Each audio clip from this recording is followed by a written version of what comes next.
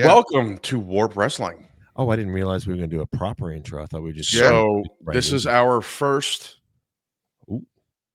two wrestleheads and a mediocre one all the way on my far right. That way. Yeah, my far right. So I thought I was mediocre. You are mediocre. Continue. We decided to start doing this, and we're going to kick this off with who we think what is a Mount Rushmore and who we think belongs on them. Yes. So, I don't know about you two. For those of you not in the United States, Mount Rushmore is a large stone formation not unlike Ogre's head. North. It's fucking AJ. Look at fucking AJ's fucking rock head. That motherfucker. Yeah, look. You know how many things have bounced off that fucking thing and broke off of his head as opposed to his head breaking? Anyways, North Dakota, Mount Rushmore. 4 of our presidents are on it. And so that's when people say, who are your Mount Rushmore of any given topic, it's who's your top 4 of this. That's what. But I think Jerzey's looking to maybe go a little bit more in depth. I think so too, which is why we decided to create this as a separate video, because I like it. So I unlike a few people that I've talked to, they always think about greatest of all time, right, as your Mount Rushmore. But what sparked this though? We're not going to be able to play the video because it sparked when I put on a Ric Flair video, and he said his Mount Rushmore was top 4. Mount Rushmore was Taker, Hogan, Austin, and Shawn Michaels. Yes. Right. Yeah. And he said Shawn Michaels was his greatest of all time. Yes. Except for talking. Yeah, he said no. But aside of talking, he said aside of talking. I know, but Shawn Michaels is the greatest wrestler of all time. I think it was more he was saying, I recognize that Shawn Michaels wasn't the greatest talker. He's still the greatest. I think that's what he was saying. But to me, so I go a little bit more analytical, right? So I look at it as, if you're going to be classified on a Mount Rushmore, he goes anal. If you're going to be classified as Mount Rushmore, you have to be the all-encompassing package, right? Sure. So you have to have all of those skills. So you're going to say greatest of all time? If you're going to say you're the GOAT, you have to be the best in-ring performer. You have to be the best on the mic. You have to have the best gimmick. You have to have, all this. I would say longevity has to do with longevity. Okay, so I would say there's a slight disagreement. I have a slight disagreement with that. So I think that's where everybody's going to have like their own criteria for the greatest of all time. Personal opinion. Right. I know, but what I'm saying though is that if you have other skills that are so awesome that they overcome some of your deficits, which is why I think Shawn Michaels at least belongs in the conversation of greatest of all time. No, he wasn't the greatest talker of all time, but his in-ring, his ability to just dominate in the ring, be a helper in the fucking ring. Oh yeah, all that shit. Like he was so that's why I'm saying Ric Flair. I'm not disagreeing with Ric Flair as to why I don't think that I don't agree with Ric Flair's choice, but I understand the logic of his choice. That's the only thing I'm saying is that your greatest of all time needs to be the greatest of all of these things. And for me, greatest of all time is if you have something that compensates for the fact that you weren't the greatest in this category. But I weigh things differently in my head. I know. Right? That's so I look at it. I look at it like this. I have multiple Mount Rushmores. Yes. Okay. I actually have them broken down into those categories. Sure. So I have a Mount Rushmore in my head of who's the best talker. I have a Mount Rushmore in my head of who had the best gimmick, who had the most influence is another big one. That's a good one. Right. And I had, and then I said, I don't know if I said in-ring performer, right? And I said, I added that we should have a technical, who's the best technical wrestler. Right. So to me, those, because, and I was saying this to AJ prior, there are so many guys that we've been alive for in our generation that you can't, it's almost impossible without any kind of argument to iron it down to 4. Right. Yeah. I have an idea in my head who I would consider 4. I mean, but only Flair's weren't crazy. His 4 weren't crazy. Flair's weren't crazy at all. All 4 of them certainly belong in the conversation. Sure. Listen, the guys that we're going to list, all belong in the conversation, period. I might actually agree with his Mount Rushmore.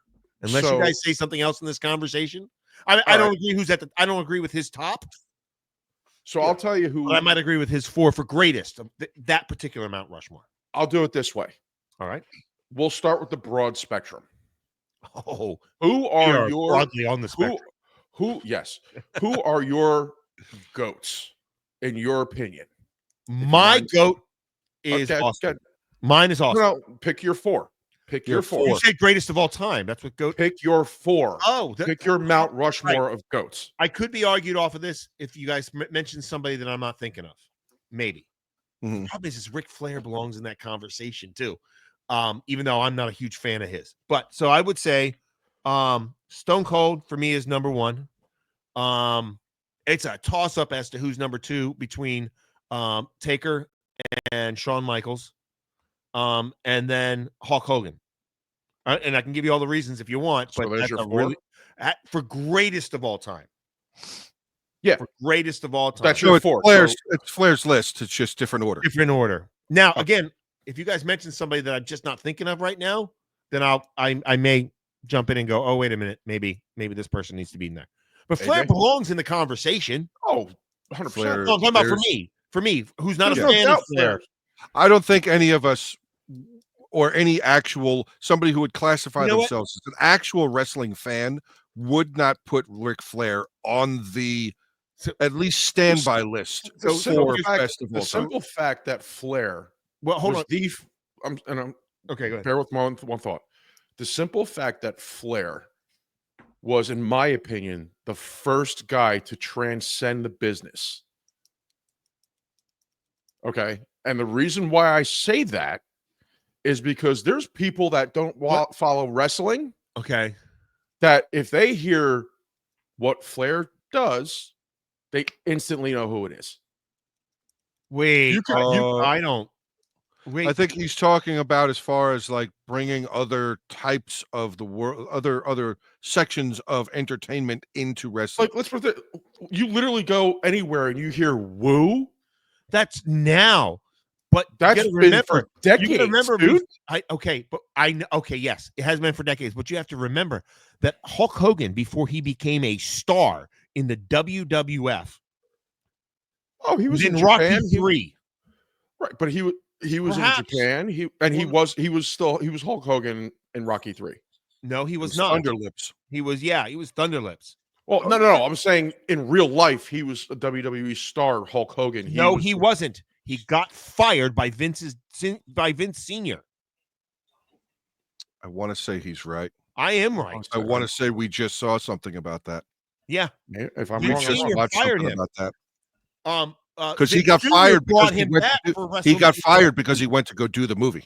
Right. Vince didn't want him to do the movie, and he said, "Well, I'm doing it." Yeah, and he was right to do it. Of course he was. Hogan, that's why he, in my opinion, belongs in the top 4. Because he transcended the other entertainment before any other wrestler did. Okay, so what I mean, maybe you're misunderstanding my thinking of transcendence. Okay. Yes, Hogan was in movies first. Okay. What I'm saying is, prior to my other point, was you didn't even have to know Ric Flair. You heard "woo" and it was instant. Well, you knew it was wrestling, but you didn't necessarily know that it was Ric Flair. Not to every fucking, but everybody. There weren't a lot of people that didn't know. Everybody knew it was Ric Flair when we were kids. Yeah. Okay, I'm gonna let you know, as a guy who grew up on Hulk Hogan and didn't know anything about NWA or WCW until I was probably in my either early teens. Which is shocking because you grew up in the South. I know, and here's the thing, but I grew up just south of DC. You fell in line with the New York. I got that. Yeah, I got Saturday morning was WWF. Yep. And Glow somehow. Yeah, that was Saturday morning. So, so I didn't even know who Ric Flair was, and then when I first saw him 4 or 5 years later, I thought he was a cheap ripoff of Hulk Hogan. Never mind. I now know the impact that Ric Flair has on the entire business, which is what I was going to say. I was going to modify and say, you know what? I would say Hogan and Flair tie for my fourth One place, slot. yes. Oh, fourth place. Okay. Yeah. All right, AJ, you go. Hmm. Greatest of all. Now this is all encompassing. Whatever your criteria is, it doesn't I have would to say meet mine Taker or is actually Jersey. number one for me. Okay. Who? Taker. Taker. Okay. And that I can see the argument for it. He's been around I love for Taker. so long, and Remember when he joined? he changed his character and didn't miss a beat. Didn't miss a step at all. He went from Taker to the badass, Yeah. and back to Taker, and it was like, Yeah, but didn't Seamless. same guy. the same Seamless. wasn't his not gimmick, wasn't his moves like burying people Yeah. alive? No. That all stayed No. the same, didn't it? No, No. Not during When badass. when he went to badass, he actually didn't Complete really use the departure. tombstone very often. Complete. No, I'm departure. talking That's about when he- like the kinds of matches, the matches that No, were he didn't created really because do. of He him. didn't. I mean, he might have done like or two Casket casket match? matches Oh, in that decade of time. Okay, I don't know. But he even wasn't barely even doing the tombstone at that point. If I Complete remember departure correctly, he was doing the because- last ride. That I was just going to say. That's when he became the badass. Is when he introduced the last ride powerbomb. Yeah. And then when he came back to the Undertaker after badass, he actually used it all. Yeah. So The only but- all thing right. that I remember him using when he was doing the badass, he did the choke slam, obviously, but I mean, everybody, well, big guys. In would do the fairness, choke he slam. wasn't the first badass. But Billy Gunn. Oh Jesus! Just say. Number 2. Number 2, I would say, is Flair. Okay. Ooh, okay. Again, can totally see the argument for it. I can't Longevity, say you're wrong. his longevity in the business. He's still in the business. Of He's still in the business. all the big names, no, he's not actively wrestling right now though. No, he's not wrestling, but he's still involved. But of all the big names, he wrestled as far as, even though he may have gone years without wrestling, Mhm. he just wrestled 2 years ago or something. Yeah, he did. Yeah, His first a retirement. horrible match. Sorry, his third retirement match. The most horrible match possibly in wrestling ever. It was pretty rough. Certainly in any of the big name organizations, It was probably pretty the rough. worst. Yeah. Okay. So Flair. 3.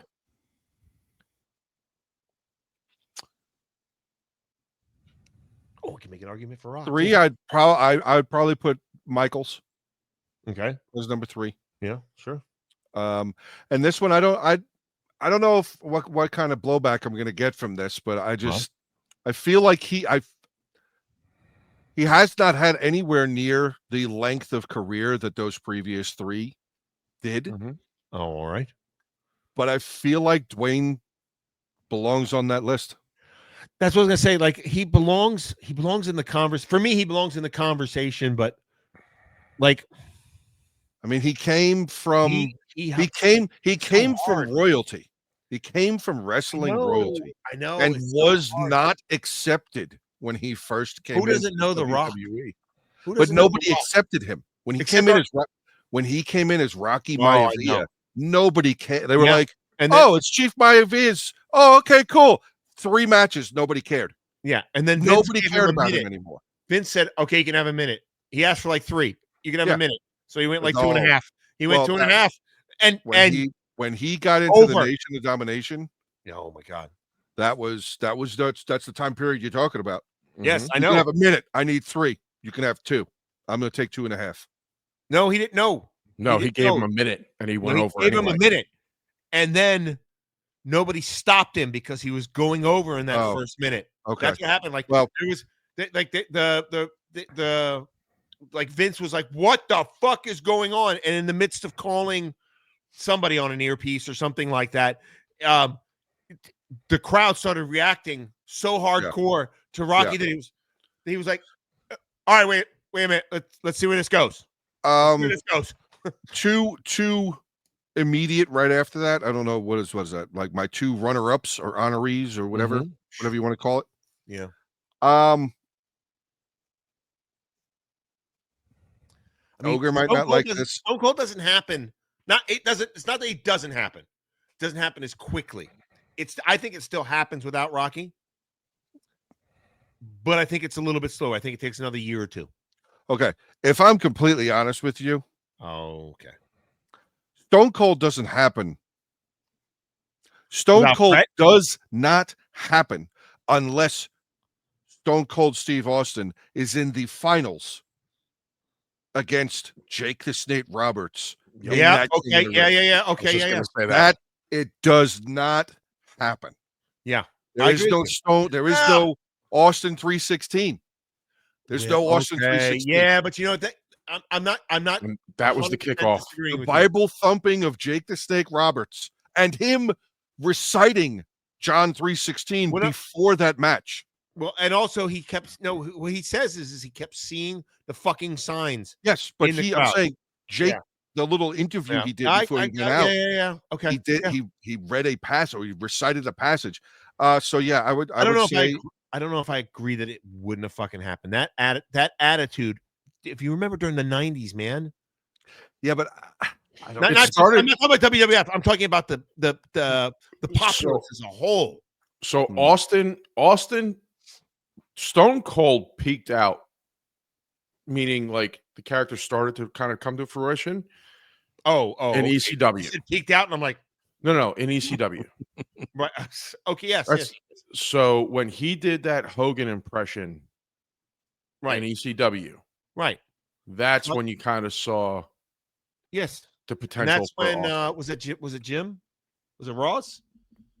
Who was it? Oh no, Paul Heyman. Paul Heyman gave Paul Heyman gave Austin WWF. Yes, he did. At the time. Yes, he did. Yes, he did. And I'll tell you why I know this. If you watch Paul Heyman's documentary, listen, if you watch Paul Heyman's documentary, there was an agreement. There was an agreement between Heyman and Vince, where basically Heyman would feed talent to Vince. Right. Okay.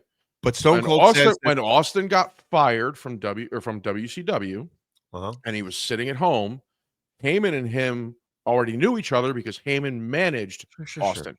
Right. And he called him and said, hey, just come to ECW and whatever. Right.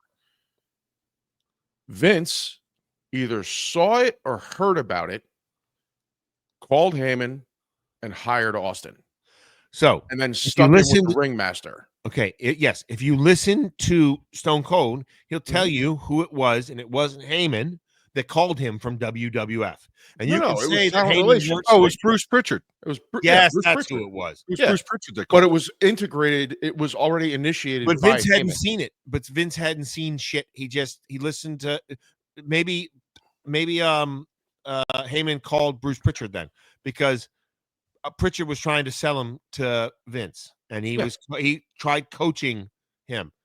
All right. So who's your two honorees were Stone Cold, and that's not just because of the lengthy bit of conversation. He was already there.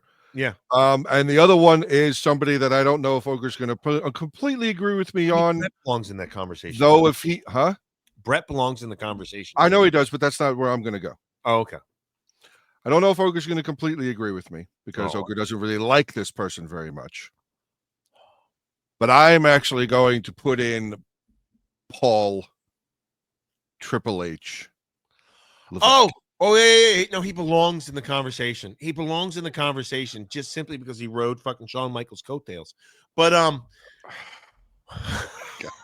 wow, dude. Or that he's the third on the list for most heavyweight championships. Yeah, that might have something 14 to do with it. Heavyweight championships has nothing to do with it. I'm pretty sure that there's a really tiny guy that beat Kevin Nash that has a heavyweight championship too. Don't fucking care.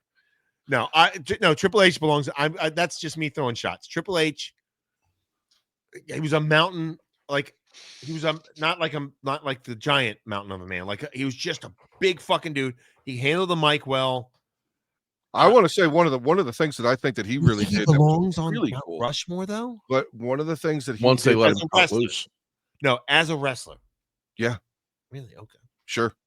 I'm not talking about. I disagree about his managerial decisions. There are certain instances that I can close my eyes and see where it was like, there's not a lot of people that would do that.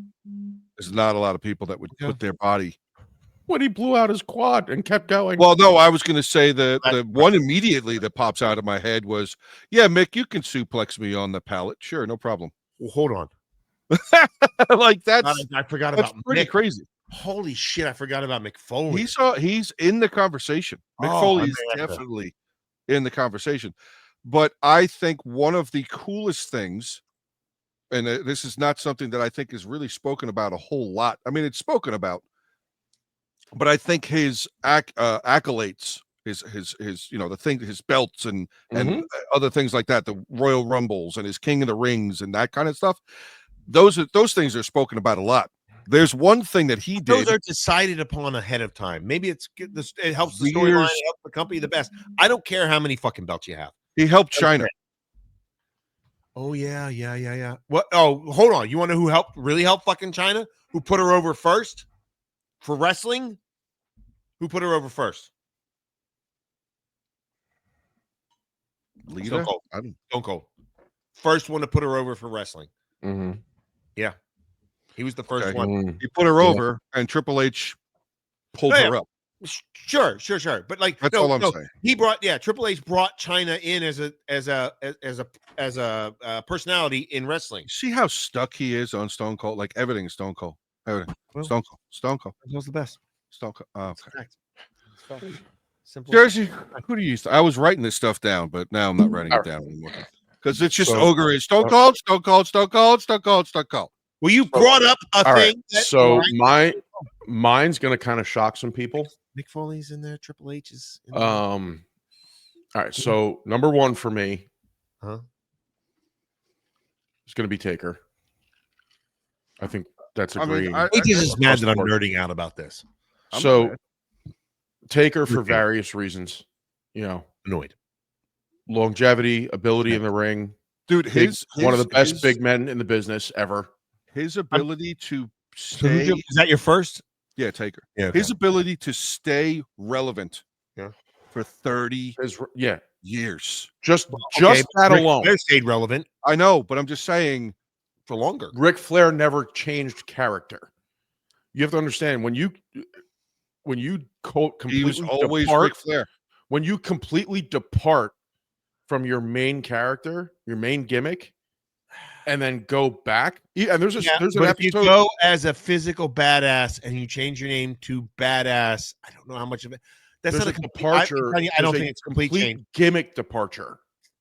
Complete gimmick departure. Okay. You go from a Walking Dead man to a biker, to riding a bike to the ring every time, and then back to a Walking Dead man. It seems so. It just seems so. I'm again. So all right. Taker's in my Mount Rushmore, so I'm not saying that longevity in and of itself is the main reason why Taker is my number one. Okay. My number two, honestly, is John Cena. I mean, I don't know. And I'll tell you why. Well, I'm not going to completely disagree with you. In the argument. He belongs in the argument. Cena, when they let him cut loose out of that stupid short gimmick when he first debuted, proved himself. When he was able to go and actually legit cut loose. Yeah, but he had to do something. I don't know what the fuck he did. Ruthless aggression. No, he rapped. No. No, that's right. Ruthless aggression fell flat. He was rapping on the tour bus. And Stephanie heard him and said, "You want to do that?" Yeah. And he went, when he became the doctor of Thugonomics first. Okay. That was it. And he let him cut, and they let him cut loose. Chain gang. You saw what he was able to do. I didn't see shit. I don't know what the fuck you're talking about. I saw a green shirt walking around. That's all I saw. You saw what he was able to do in the ring. In the ring. Dumbest, on the mic. Awesomest fucking gimmick ever. But the other thing, too, is his stuff. I look at it this way, too. His stuff outside of the business. Oh, see, that's why I was about ready to. At first, I was going to be like, no. He has, to this day, he's an incredible human being. 300 to this day has the most Make-A-Wish grants ever. Never fucking talks about it. 350. Never talks about it. No, like 700, I think. Oh, it's very 700. High. There's so many. Never fucking talks about it. No. He's Cena. I mean, there's your top. There's your Mount Rushmores. There's another Mount Rushmore. Best human being that was in the business. There might be one, and that would be John Cena. And I can't think of anybody even remotely close. So Cena is my number 2. Yeah. Okay. My number 3 Definitely belongs in the argument. Randy Orton. Okay.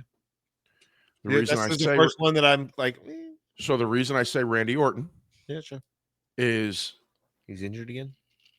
And you're sad. Is his technical ability in the ring. Mm-hmm. From day one, he was just a natural. He was a natural in the ring. Okay. Okay. Was he rough on the mic? Wait a minute. Yes. Isn't he an NC? No. No. No, you're thinking Cody. Randy Orton's a former Marine. Until he went to the brig and got the big chicken dinner. Still a former Marine. Yes. But no, he so was Randy Orton dishonorably discharged. He's still a Marine. Last I checked, most Marines say there's no such thing as a former Marine. Correct. So what's a Marine? So Randy Orton, he's a Marine. You know, I can make the argument, but we're running over on time. And honestly, my last one, as it sits right now in the current sitting, Gunther. Okay, fuck your stupid fucking face. Fuck your dumb, cuntish looking fucking face. Fuck that Nazi fucking piece of shit. Stop. Why would you say Gunther? Because hold on. I just want to make sure that and I'm not trying to be fucking. We're saying greatest of all time, and you're saying a dude that's been wrestling for less than 20 years in the WWE. Yes, and I'm going to tell you why. I'm very interested to hear why. It better not because of how long he held the belt, because that's fucking storyline in that. It actually has nothing to do with it. Oh, that's right, because he likes Germans. Shut up.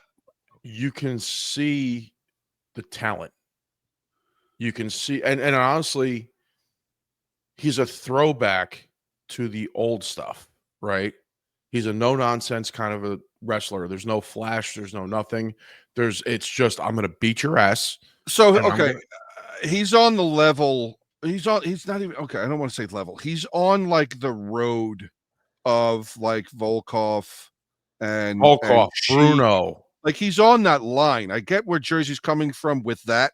I do see it because those guys aren't even close to being. They're not even close to sniffing the top. I didn't. First of all, if you don't say Bruno's not in the conversation, he's not in the top 10. That I don't. What is wrong with you? I don't agree with you. Bruno Sammartino not in the top 10 wrestlers of all time. Yeah. First off, name recognition. I know the name, but name recognition alone is gonna fucking defeat that. If you're a wrestling fan, you know who Bruno Sammartino is. Oh my god. I know who he is, but he's not. I wouldn't even put him in the top 10. Okay, so AJ, yeah, because I want to eliminate him from the conversation for a second. Here's what's actually really insulting: that you would think that Gunther is even on Sammartino's level. I don't know. No, that's why I'm saying. I was thinking that Jerzey was saying it because he's on the same kind of road as far as that no nonsense. Just bet you hear his music. And this is a heel. This is going to be a permanent heel. He will never be a good guy. He will never be. But you know what? I was on that same train, AJ. Love that. Until last night. We're talking about permanent heels. Until last night. Permanent fucking heel. You think that he's turning face right now because of this storyline with Damian? No, I don't think okay. I was like, what is going on? What I think though is his ability to, for lack of a better word, act, right? So and you saw it, right? Like he would always come to the ring for the past couple of months. I'm Gunther, whatever. Yeah. And then last night it was like, and it actually started in Saudi or right after Saudi. It did. No, I definitely. So as far as like facial features, and I get that, but I'm not trying to I know we're trying to keep this in a certain level, a certain time frame. Ogre, shut your mouth. like closing. Okay, You're catching flies right now. All right, You're really- I'll amend because I have other ones above Bruno San Martino. I have another one in my brain. aside of Gunther. Yeah. Oh, okay. So Gunther's no longer. He said Gunther was his fourth, and you talked him out of it. So no. Oh, no, I think Gunther has the potential. So maybe Gunther doesn't belong on it yet. Okay, so he's your. I think he has the potential to be there. Okay. In time. Okay. Okay. My other one. So who did I say? I said Taker, Cena, Randy. I had his name in my head, and I dropped it. Fucking. Was it possibly the better Randy? Shut up. Oh, sorry. Lack of a better word. Randy Savage. That's what I was doing. Yeah. No, I guess if I had to pop somebody up there, it would be Sean. There's no way to. Honestly, like, dude, if all four of our lists were in whatever the fuck order, Taker, Hogan, Michaels, and Stone Cold, none of us would be wrong. None of us would be wrong. No, and that's why I said I would not disagree with you about that. Those four. That's why I said to me, this greatest of all time overarching is too much because there's too much room for conversation. Yeah. Oh, sure there is. So what I would want to do to explore this further, Andre, right? Better than Bruno. To explore, Stop it. Shut up. Well, to explore this further, and if this is something that you guys want to do, is I want to break. I want to break this down. I want to break this down into individual Mount Rushmores. We have Booker T. Many more topics on my five times. At least we have 5 more topics. We have at least greatest in-ring performer / wrestler, gimmick, technical best wrestler, talker, and influencer. We only did all time. Right. We have 5 other categories. We can expand the all time to top 10 too. Yeah. We have a lot of clearly.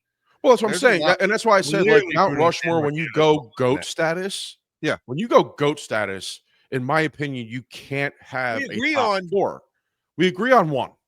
We definitely agree on 1. Taker. Well, 2. We agree on Taker and Sean. Yeah. Okay. Taker and Sean, we agree on 100%. You and I. Would you have? You had Stone Cold in yours, didn't you? No, I didn't. No, it isn't. Runner-up. As a runner-up. He was Stone Cold was one of the runner-ups. It was Stone Cold and Paul were runner-ups. Marty Jannetty. Doink. Doink the clown. The Brooklyn Brawler. That's another one. Best jobber of all time. Best jobber of all time. One. Best jobber of all time. I'll write it down. Best jobber. Well, I have a question for you though. Does best jobber, because didn't Big Boss Man start as a jobber? No. Nails did. Yeah. Nails started as a jobber. Okay. But, all right, so we're gonna cut this off here. Thank you. We hope you guys enjoy this. We do have some wrestling fans in our audience. Yeah. We do have some. So join the Discord. We will, if you have any Mount Rushmore topics you want us to go off, or any kind of wrestling topic, drop it in. We're going to create a Discord channel if it's not already. I think it's actually there already. I know one person who's going to like one of Jerzey's picks right off the bat. AJ. What? Snap into a Slim Jim. Oh, yeah. Later. Bye.